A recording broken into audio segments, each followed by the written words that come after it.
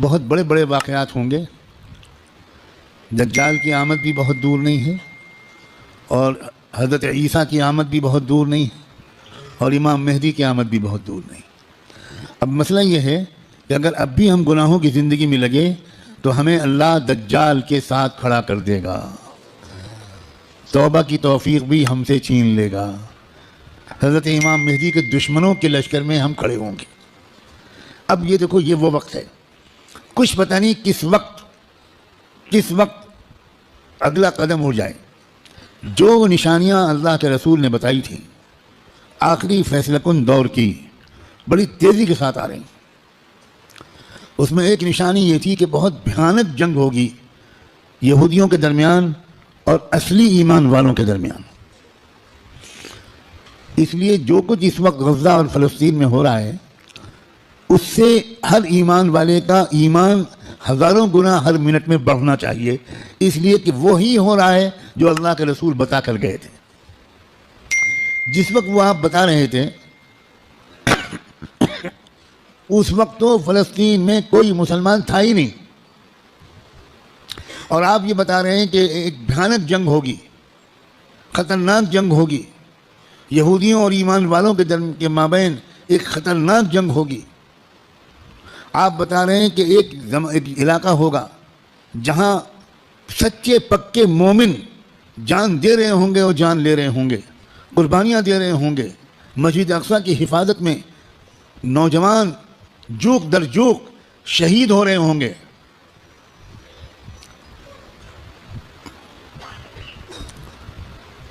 اور اللہ وہاں کے مجاہدوں سے سب سے زیادہ خوش ہوگا. اصلی ایمان والے وہیں پر ہوں گے. یہاں تک کہ جب صحابہ نے پوچھا کہ یہ لوگ جن کے بارے میں آپ کہہ رہے ہیں سچے پکے مومن، یہ کہاں ہوں گے؟ آپ نے فرمایا یہ بیت المقدس اور اس کے چاروں طرف ہوں گے، مسجد اقصیٰ اور اس کے چاروں طرف ہوں گے. بالکل ٹھیک وہی جو کچھ آپ نے فرمایا تھا اس وقت وہاں ہو رہا ہے. ہم لوگ اسی زمانے میں ہیں. آپ اس سے خوش ہوں یا آپ اس سے ناراض ہوں، ہم کو اللہ نے وہی زمانہ عطا فرمایا جس میں ہم اپنی آنکھوں سے اللہ کے رسول کی بات کو سچا پکا ہوتا ہوا دیکھ رہے ہیں. تو اس وقت وہاں جو ہو رہا ہے اس سے ہر لمحے ایمان کو بڑھنا چاہیے ہمارے. یہ ہمارا ایمان کی مضبوطی کے وجہ. لوگ الٹا سمجھ رہے ہیں یہ جو کچھ وہاں پر ہو رہا ہے اس سے خوف اس کے دل میں آ رہا ہے جو سمجھا ہوا نہیں ہے، ڈر وہ رہا ہے جو سمجھا ہوا نہیں ہے.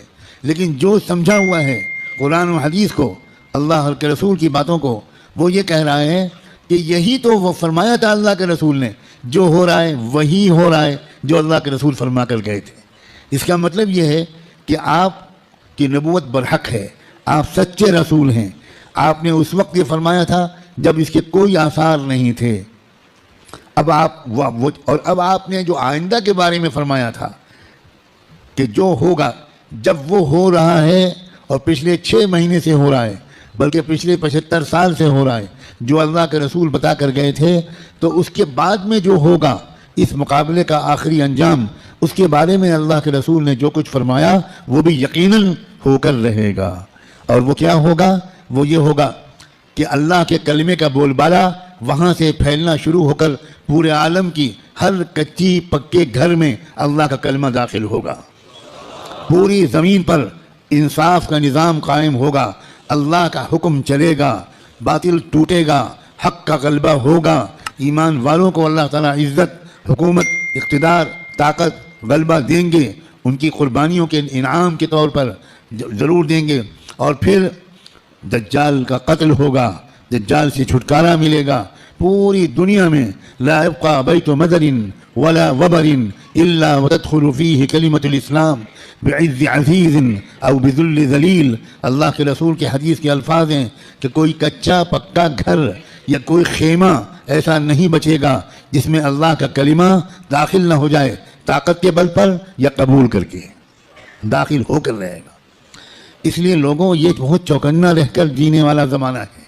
اگر اسی طرح غفلت میں رہے جس طرح اب تک جی رہے ہیں تو ہمیں خبر بھی نہیں ہوگی، اور اللہ کی طرف سے فیصلہ ہو چکا ہوگا کہ اس نالائق فاسق فاجر خطاکار گنہگار مسلمان کو میں دجال کا ساتھی بناؤں گا، یہ امام مہدی کا ساتھی نہیں بنے گا، یہ حق کا ساتھی نہیں بنے گا، یہ سچ اور انصاف کا ساتھی نہیں بنے گا، یہ مظلوموں کا خادم نہیں بنے گا، یہ ظالموں کا ایجنٹ بنے گا، یہ ظالموں کا مخبر بنے گا، یہ ظالموں کا دلال بنے گا، 4 پیسے کے لیے تھانے پہ جا کر مخبری کرے گا۔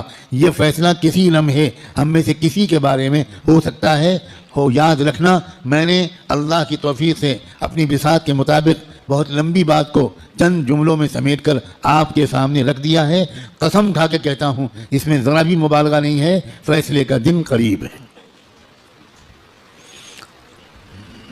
اب اگر گناہوں کی طرف واپس لوٹے، اب اگر پچھلی زندگی کی طرف واپس لوٹے، جن غلطیوں کو چھوڑنے کا فیصلہ کیا ہے، بار بار اللہ تعالیٰ سے عہد کیا ہے، بار بار رو رو کر انفرادی اور اجتماعی طور پر یہ ارادہ کیا ہے کہ اب گناہ کی طرف واپس نہیں جائیں گے، دوستو اب اگر واپس گئے تو پتہ نہیں پھر دوبارہ توبہ نصیب ہوگی کہ نہیں،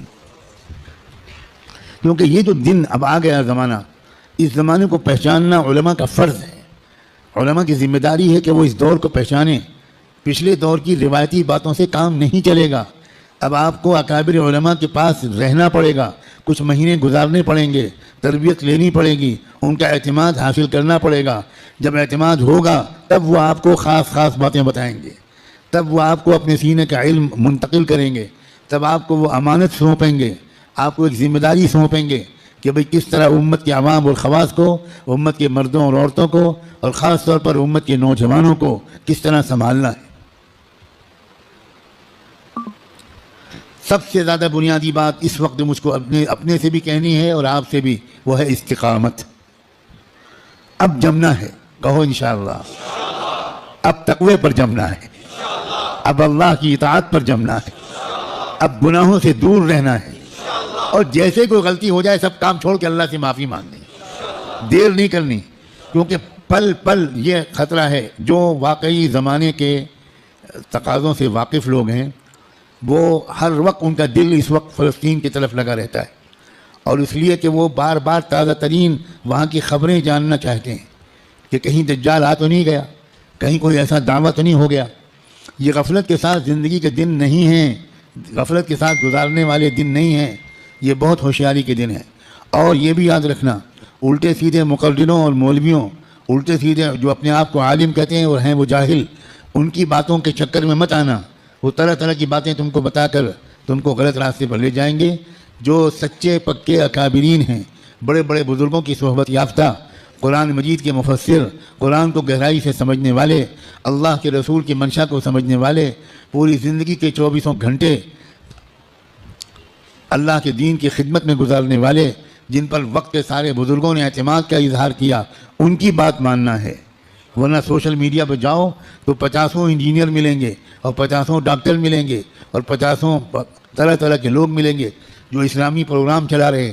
ہمارے نوجوانوں کو نہیں معلوم کہ اسلام کی ویب سائٹس کے نام سے جو ویب سائٹس چل رہی ہیں، اس میں سے تقریباً 70% یہودیوں کی ویب سائٹس ہیں، اور باقی قادیانیوں کی ویب سائٹس ہیں، کچھ ہمارے ملک کے ہندوؤں کی ویب سائٹس ہیں جو اسلام کے نام پر چل رہی ہیں، اور اس میں قرآن کا درس ہوتا ہے، احادیث کا درس ہوتا ہے، مسئلے بتائے جاتے ہیں، اور ہمارے نوجوان وہ بیچارے بجائے علماء سے جڑنے کے وہ سوشل میڈیا سے مسئلے معلوم کرتے ہیں۔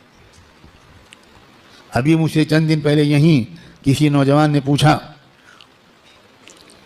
کہ ہمیں بعض مسئلے معلوم کرنے پڑتے ہیں تو ہم سوشل میڈیا پر جاتے ہیں، وہاں پریشان یہ ہوتے ہیں کہ الگ الگ سائٹ سے الگ الگ جواب ملتے ہیں۔ میں نے ان سے پوچھا کہ جب آپ بیمار پڑتے ہو تو سوشل میڈیا پر جا کر علاج کراتے ہو؟ آپ کو کینسر ہو جائے تو آپ فوراً سوشل میڈیا کی سائٹ کھولو کہ ٹریٹمنٹ آف کینسر، اور علاج شروع کرو، تو اتنا ضرور فائدہ ہوگا اس علاج سے کہ اگر وہ علاج نہ کراتے تو 1-2 سال گھر والوں کو تیمارداری کرنی پڑتی۔ سوشل میڈیا کے علاج سے انشاءاللہ بہت جلدی گھر والوں کی پریشانی دور ہو جائے۔ جب آپ کو کوئی مقدمہ لڑنا ہو، کوئی عدالت کا مسئلہ قانون کا ہو، تو آپ کس کے پاس جاتے ہو؟ کسی انجینئر کے پاس، کسی انجینئرنگ کی سائٹ کے پاس جاتے ہو کہ بھئی ہم کو فلاں قانون معلوم کرنا ہے تو انجینئر صاحب بتا دیجئے. تو انجینئر صاحب اگر آپ کے خالہ زاد بھائی ہیں تو وہ آپ کو مسئلہ بتانے کے بجائے یا مشورہ دینے کے بجائے اپنے چپراسی سے کہیں گے ان کو بائک پہ بٹھاؤ اور دماغ کے ڈاکٹر کے پاس لے جاؤ اور دیر نہ کرو، جلدی کرو، جلدی. بھائی جب کوئی مسئلہ معلوم کرنا ہے تو سوشل میڈیا پہ مت جاؤ، کسی محقق عالم کے پاس جاؤ، ان سے بات پوچھو. اس لیے موجودہ زمانہ کیا ہے، یہ دور فتن کیا ہے، کس کس ترتیب سے فتنے آنے والے ہیں، کیا ہونے والا ہے، دنیا بھر کے حالات کیا علامتیں دکھا رہے ہیں، کیا آثار ظاہر ہو رہے ہیں، بر صغیر ہند و پاک میں کیا تبدیلیاں ہو رہی ہیں، سرزمین فلسطین میں کیا حادثے رونما ہو رہے ہیں، عالم عرب میں کیسے مشرک لوگوں کا قبضہ ہو گیا ہے. عرب حکومتیں اس وقت مندروں کا افتتاح اپنے عرب ملکوں میں کرا رہی ہیں، مندروں میں بیٹھ کر افطار پارٹیاں ہو رہی ہیں. عرب حکام کس طرح اس وقت مشرکانہ نعرے بلند کر رہے ہیں. یہ سب آخری زمانے کی علامتیں ہیں. اللہ کے رسول یہ تک فرما گئے تھے کہ قیامت اس وقت تک قائم نہیں ہو سکتی جب تک جزیرے عرب میں بت پرستی پھر سے نہ شروع ہو جائے. اب دنیا حیران ہے کہ ابو ظبی میں مندر کیسے بن گیا اور اس سارے عرب حکومتوں حکام کو کیا ہو رہا ہے. دنیا حیران ہے کہ سعودی عرب کے شہزادہ محمد ابن سلمان اس قدر کافرانہ، فاسقانہ، گمراہانہ عقائد اور اعمال میں کیسے پھنس گیا. دنیا اس لیے حیران ہے کہ دنیا کو نہیں خبر تھی کہ یہ سب بتا چکے ہیں محمد الرسول اللہ صلی اللہ علیہ وآلہ وسلم. یاد رکھنا بھارت کے مسلمانوں، ہم محمد ابن سلمان پر ایمان نہیں لائے ہیں، ہم محمد ابن عبداللہ صلی اللہ علیہ وآلہ وسلم پر ایمان لائیں. ہمارا کسی حکومت سے کوئی تعلق نہیں. اے سعودی حکومت کے گمراہ بادشاہوں، اے دبئی اور ابو ظبی کے گمراہ حکمرانوں، ہمارا تم سے کوئی تعلق نہیں. ہمارا تعلق محمد مصطفیٰ احمد مجتبیٰ سے ہے، ہمارا تعلق قرآن سے ہے، ہمارا تعلق حدیث سے ہے، ہمارا تعلق حرم شریف کے جدید ہوٹلوں سے نہیں ہے، ہمارا تعلق مکے اور مدینے کے ان یادوں سے ہے، ان واقعات سے ہے جن کا سلسلہ شروع ہوا تھا محمد الرسول اللہ کی